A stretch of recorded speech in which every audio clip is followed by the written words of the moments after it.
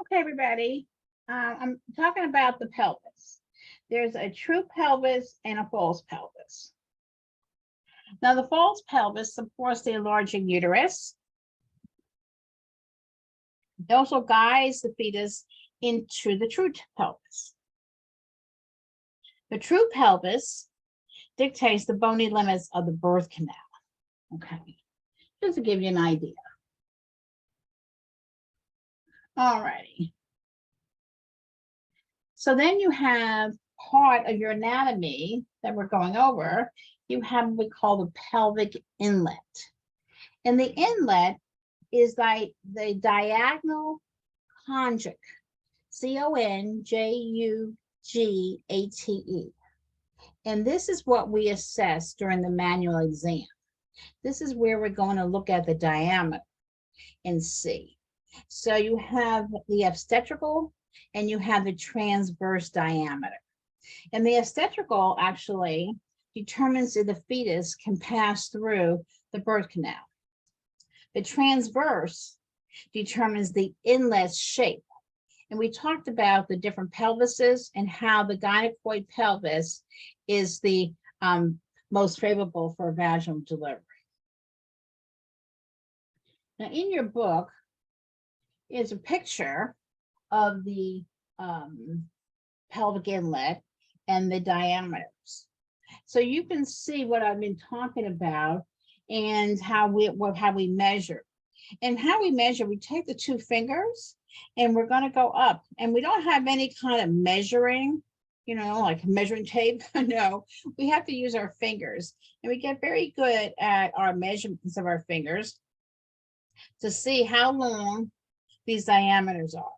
Okay, so you have the cross, like you have the oblique, you have the right oblique, the left oblique, you have the transverse. All right, and so it's right on in your book on page 28. So these are things. So if I'm going to tell you, when we do measure, usually we say if your baby is not greater than 7 pounds, you've got a good chance, as long as they have a gynecoid pelvis. Now, when you get to be the android or the andropoid, it gets a little bit more tighter. Okay. If you have a 9-pound baby, it makes it pretty difficult to get those babies through that. Okay. So usually we try to say 7 pounds is a good idea. Okay. If we see, and we can see those big babies, and those big babies are large, they're called macrosomic babies. Macrosomic. They're large bodies, and they have wide shoulders, they have big head, and those babies are usually 8 pounds and above. And they're pretty difficult. You don't want to have what we call a birth dystocia, shoulder dystocia. You don't want to have that. You don't want to have where you have the head pops out, but then the shoulders are stuck. Okay, then we get into a complication of the delivery. And when we get to that chapter, you'll understand, because we went over this anatomy very well to give you a good, clear basic to how important the anatomy is. Okay. Now the coccyx kind of moves, okay, and it can break during the passage of the fetal head. And boy, I tell you what, that's painful. I had a patient just recently that she broke her coccyx. And so she made it, she was up to about 36 weeks gestation. And remember, I've been saying gestation, but I want to make sure you understand what I'm talking about. Gestation is another term we use for pregnancy. So she was 36 weeks. She couldn't walk anymore, and she was in a lot of pain. And then sometimes the coccyx is immobile, can decrease the size of that pelvic outlet, and it makes vaginal birth very difficult. All right. So adequate pelvic measurements are essential for a successful vaginal birth. Okay. So we give, I mean, it's not a good way, we don't have any measuring tapes we can go up there and do, but after you do it over and over again, you get pretty good at estimating what's going on and what shape her pelvis is. Okay, so that was about the fetal pelvic outlet.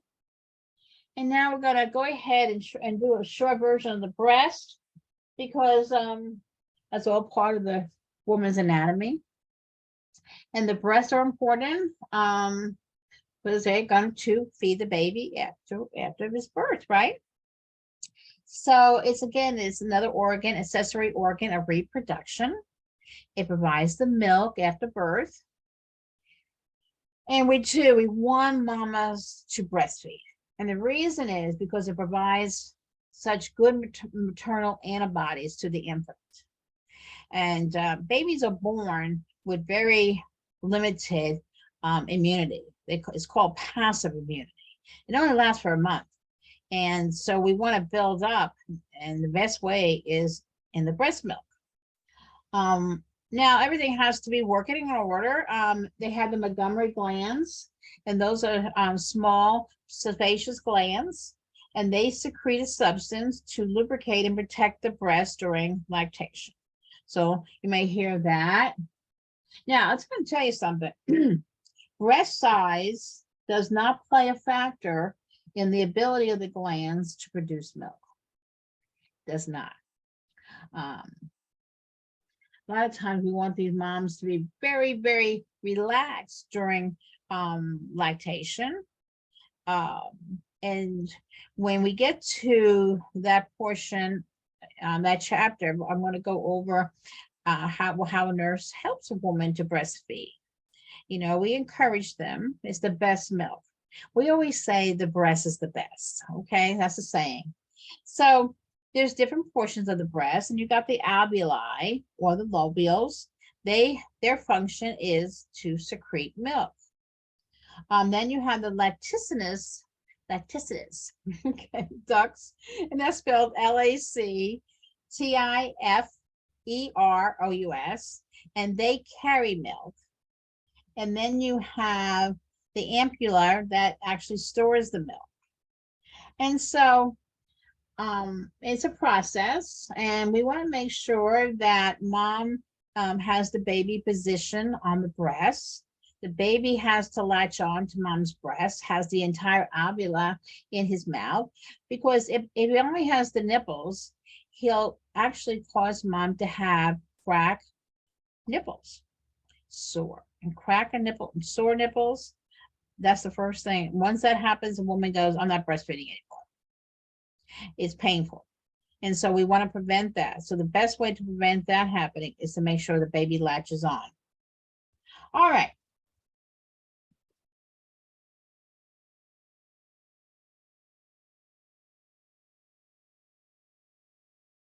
So let's go into, and that was a pretty brief lecture on the breast, but it kind of gives you an idea. And then page 29 is a good diagram of the breast and how it all works. And we'll go into that more, of course, when we talk about the newborn and breastfeeding. Okay. All right. I'm going to touch on the menstrual cycle, which can be very confusing, but don't let it be. Okay. And we have a cycle. Okay, so a cycle means that it goes through what stages, all right? And what happens in each stage, if she doesn't get pregnant, then what happens, all that great, beautiful, richy blood that's inside the uterus, okay, what happens? It's not needed. There's no pregnancy, so it sheds. That's your period. Okay, so how are we going to get there? Well, there's certain hormones. Okay, so the cycle itself consists of regular changes in secretions of the anterior pituitary gland. Okay, you have the ovary and the intrametrial lining of the uterus. So again, it's a cycle that consists of regular changes in the secretions of the anterior pituitary gland, ovary, and the endometrial lining of the uterus. And you know the endometrium is the inner lining of the uterus. Okay, so what happens? Well, you have a couple hormones. You have what we call the follicle stimulating hormone and the luteinizing hormone. And that what those hormones do is that they stimulate the maturation of an ovarian follicle. Remember? Well, those ovarian follicles were what? Laying over here, right? Remember? Okay. And so you have a maturing ovum, okay? And the corpus luteum produces increased amount of estrogen and progesterone. Those hormones, write those hormones down, estrogen and progesterone. So what happens is that you have a surge of luteinizing hormone, and that stimulates the final growing, changing, or maturation, and the release of the ovum. Okay, and then you have the release of the ovum, and if you the sperms come up and meet the ovum, then you have fertilization. Then that goes into the uterus. Then you don't have your period, okay, because you're pregnant. Okay, but if you if you're not pregnant, then that lining will shed because you don't need it anymore. Okay, and then just like any other cycle, it starts all over again. Okay, so let me go over some really important terms for you. All right, and the first term that I want to go over with you is called menarche. menarche. Menarche is called the first menstrual period that a woman has. And it can start around 11 to 15 years of age. Now the growth spurts ends earlier than the male. And during that time, remember, she's going through changes. Her hips broaden, she's becoming a woman.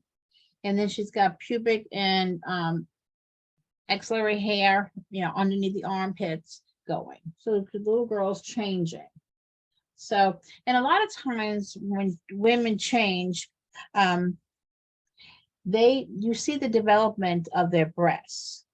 Okay, and moms go, oh my goodness, my little girl's it's growing up, and then she's got to start thinking, oh my goodness, when's her period coming? All right, very important. So let's go over again. I went the cycle. Okay, so let's go over the first day of bleeding is designated as day 1 of the menstrual cycle.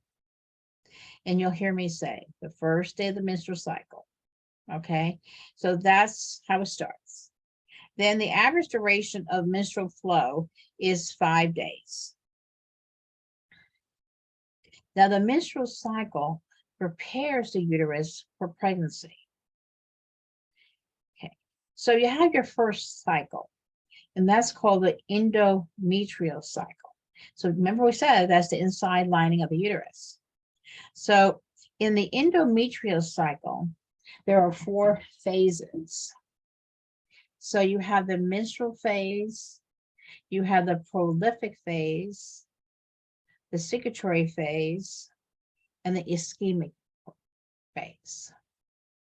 Now, during the menstrual phase, you have, the periodic, what we call vasoconstriction of the upper layers of the endometrium. That's where you get those cramps, okay? And so what happens during that is that starts the shedding of the endometrium. And a lot of women do have problems with this time. That's called the menstrual phase. The prolific phase really depends upon estrogen. So it's the time of rapid growth lasting from the 5th day to the time of ovulation. Now, let me tell you, ovulation is usually day 14 of your menstrual cycle. All right, so when the prolific phase is going on, that depends upon, again, on estrogen. It's a time of rapid growth lasting from the 5th day to what day of ovulation? That could be the 14th day. Okay. So again, you're thinking prolific, rapid growth. It's growing. Okay. Then you have the secretory phase, and that extends from the day of ovulation, day 14, to about 3 days before the next menstrual period. Okay, so this is what we used to call a very rich time, and implementation of the fertilized ovum generally occurs about 7 to 10 days after ovulation. Okay, that's when it's really rich. Used to call it like the red velvet lining of the uterus. And then you have the ischemic phase. Now, when you think of ischemic, you think of dying off, right? So there is a blockage of blood supply going to the endometrium, and necrosis starts to deteriorate, and this develops, thus causing the shedding of the endometrium. And then what happens? You start bleeding, your menstrual period comes, and it begins all over again. So that's what we call the endometrial cycle. Not too bad, no. And I would say you could do a little concept mapping on this. Just put in your circle, put, the endometrial cycle, and then put out the different, lines coming from it and what's happening. So I would put like the menstrual phase and the prolific phase, the secretory phase, and the ischemic. And just you could show how it would go down. Because if you don't need it, okay, if you don't need this richness in the uterus, there's no pregnancy, then it sloughs off because you don't need that in there. The body gets rid of it. And then what happens? We start all over again. Okay. Now there's another cycle. It's called the hypothalamic pituitary cycle. So what happens is your hypothalamus secretes hormones. Now you know that gonadotropin releasing hormone, the GnRH, is due to blood levels of estrogen and progesterone. And they decrease toward the end of a normal menstrual cycle. So your hypothalamus is involved, your pituitary is involved. Because the GnRH, the gonadotropin releasing hormone, that stimulates the anterior pituitary to secrete, remember I talked about that? Follicle stimulating hormone, which then that follicle stimulating hormone stimulates the development of the ovarian graphene, the follicle, that's what they're called, and their production of estrogen. So now you got so that's follicle stimulating hormone, and that's what it's called. So just the word itself, follicle stimulating hormone, it stimulates the production development of the follicle. So that's released, and they put out the hormone estrogen. All right. Then you have the LH, which is called the luteinizing hormone, and that peaks at about day 13 to 14 of a 28-day cycle. That peaks, our luteinizing hormone, around day 14. Remember, that's around your ovulation time. So remember, if fertilization and implantation does not occur, then the corpus luteum regresses, and estrogen and progesterone go down, and your period starts all over again. That's all it is. Okay, so that was what we call the hypothalamic pituitary cycle. All right, now the last cycle we're going to talk about is called the ovarian cycle. During the ovarian cycle, estrogen is produced by the theca, THECA, interna, and follicle cells in the called the follicle phase. Now, progesterone is produced by the corpus luteum in so-called the luteal phase. So the ovarian cycle consists of, well, don't forget, the follicles, ovulation, and luteal phase. And during that time, you have estrogen and progesterone.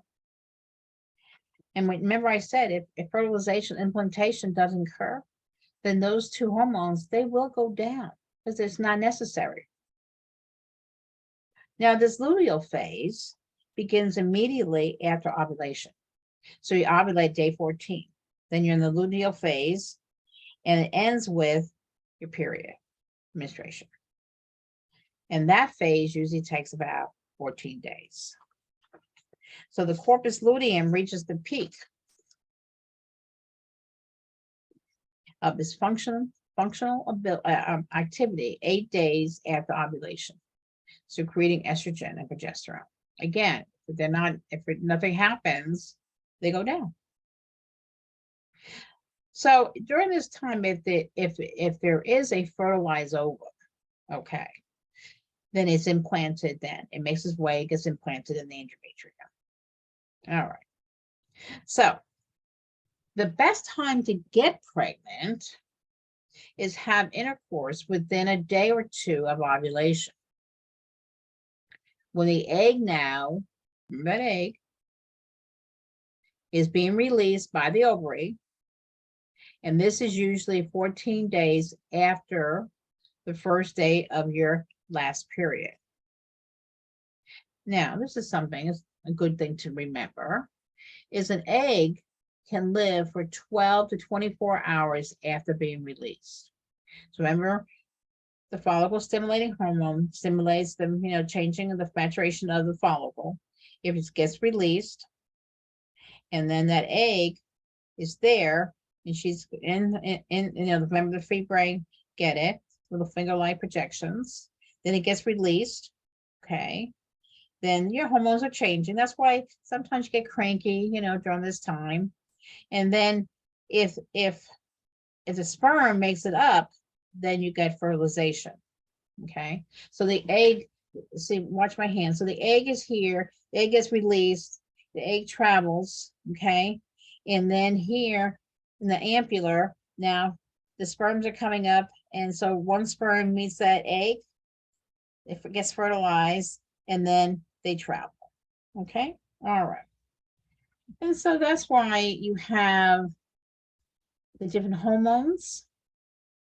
So you have 4 hormones that are involved in the menstrual cycle. You have your follicle stimulating hormone, remember, stimulates the follicles. You have the luteinizing hormone. Then you have estrogen and progesterone. Okay, those are hormones I would definitely write down and know. And then remember the pituitary, the anterior pituitary, it releases the follicle stimulating hormone and luteinizing hormone. And then you have in your ovaries, it releases estrogen and progesterone. Okay. So that's the menstrual cycle. And your cycle usually, and for this class, we're going to be talking about 28-day cycles. Okay. So again, 28-day cycle. Underneath the menstrual cycle, you have controlled by 4 hormones: follicle stimulating hormone, luteinizing hormone, estrogen, and progesterone. Okay. Remember, from the pituitary, the anterior pituitary, it releases follicle stimulating hormone and luteinizing hormone. The ovaries, they release estrogen and progesterone. Point. Now, function of the menstrual cycle, the uterine walls, they get thicker because they have this beautiful, beautiful, rich blood supply in preparation for the fertilized egg. Sure. It's in that upper portion of the uterus, right? So in this uterus, it's all being well prepared for the zygote that's going to come in and burrow in there. Now, if fertilization does not occur, then the walls break down and the cycle, it just repeats itself all over again. Okay, so that is the menstrual cycle. Okay. And there's some really good pictures in your book that you can look at on page 30. And now by going over this, you can now understand the picture. That's figure 2.8. Okay, so that should help you understand that. All righty. So that really concludes this lecture, but I'll just kind of repeat myself a little bit because I really think you should know this. Remember, ovulation, okay, is day 14. I'm talking about 28-day cycle. And you'll see that in your reading. And be sure to read the key points, okay? And be sure that the only thing I think I'll go over a little bit of the physiology of the female sexual responses, what happens. We have 4 phases, and I want to go over those with you real quick here, because the let me tell you, the posterior pituitary puts out a hormone called oxytocin. And oxytocin has been, you'll hear it a lot in maternity, because we use a synthetic portion of it, synthetic version, I should say, of oxytocin is called Pitocin. And we use that to stimulate contractions. Okay. And oxytocin is also another name for it. It's called the hormone of love. So that's a little trivia. But it's secreted by the posterior pituitary. And I said, and it does stimulate contraction of the uterus and dilation of the cervical canal. So if you go into when we talk about going into spontaneous labor, that we're referring to the release of oxytocin from the posterior pituitary. Okay. Also, this oxytocin is believed to aid in the transport of sperm to the fallopian tubes. Remember, the sperms have to travel upward to the fallopian tube. So usually the oxytocin can help out. And this process is also the reason why sexual abstinence is advised when there's a high risk for miscarriage or preterm labor. What I mean by that is that they have, sperms have, are able, if you have like a lady had preterm labor and she has sex, the sperms actually have prostaglandins in them, and they can stimulate that uterus to contract. Okay, all right.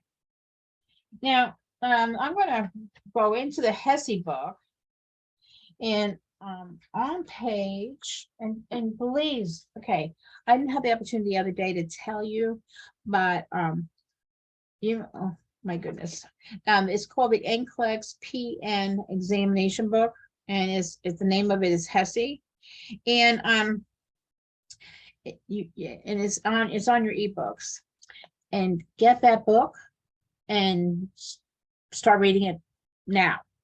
Okay, and what it does, it takes things that you just read in your textbook and kind of condenses it. Okay, it kind of shrinks it, but it's really important, and it gives you some good, what we call HESI hints. And I would definitely start and definitely read this and go through it and read every box that says HESI hint. There's a reason why they're saying HESI hint. And then the back, after every chapter, there are questions. Now, I know this sounds like a lot, but start doing those. Like on this one, it has the review of antepartum nursing care. Yeah, you can see the questions, and if you can't answer them, then go back and look it up. All right, it's important. It's a lot of work, but it will help you tremendously to understand. So one of the HESI hints is, sometimes HESI puts a question on that a young girl comes to the nurse and wants to know how to avoid pregnancy, because this can be very complicated to a young lady. And she maybe, maybe she doesn't want to use a form of contraception. Maybe she's heard some stories. So she wants more natural. So you're going to try to help her. So this is a HESI hint, and it's right on page 175 in your HESI PM book. Okay, so HESI hint. To avoid pregnancy, a woman should abstain from unprotected sexual intercourse during her fertile days. The most fertile days for pregnancy are the day before ovulation and the day of ovulation. The fertile period begins 4 to 5 days prior to ovulation and ends 24 to 48 hours after ovulation. Again, I'm going to repeat that.